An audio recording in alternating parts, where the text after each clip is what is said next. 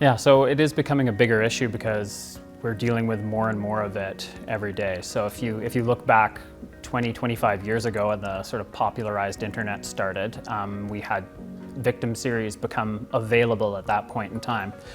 Those victim series that came about 20 years ago are still actively traded now. On top of that, we see new victims coming about at the same sort of rate. So the total scope of child sexual abuse material that's available publicly is forever growing, unfortunately. Sadly, we haven't seen enough uptake of tools to prevent this type of material from becoming more and more available. Proactive detection is a technology that is available right now, and we need to see more uptake and use of it by industry. So the primary purpose of Project Arachnid is the removal side of things. So we've had a pretty dramatic impact on that side of things. So to date, we've sent over 12 million notices to electronic service providers around the world telling them to remove child sexual abuse material from their systems.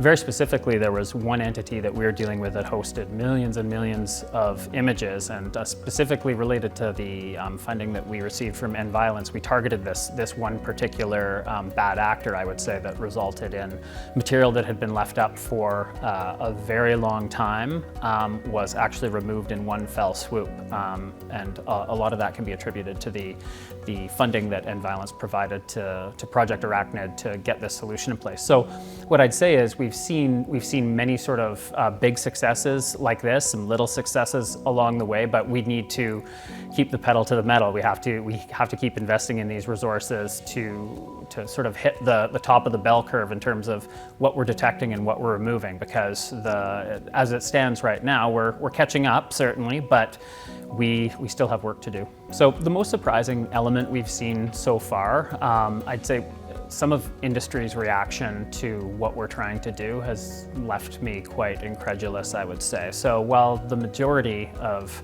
industry does take the notices seriously or removes child sexual abuse material, what we see is some that do not take this seriously. And what's surprising to us is the lack of consequence for industry. So if I'm a provider that's kept child sexual abuse material up for an extended period of time, and eventually, after much harassment, I eventually take it down, I've stopped the problem for that particular instance, but there's very little follow-up in this space. When you look at the offender population, so those individuals that possess this material, you'll see that they get arrested around the world, they spend time in jail, whereas we look at industry on this side of things, possessing and making available large amounts of this material, all that we ask of them is to remove it.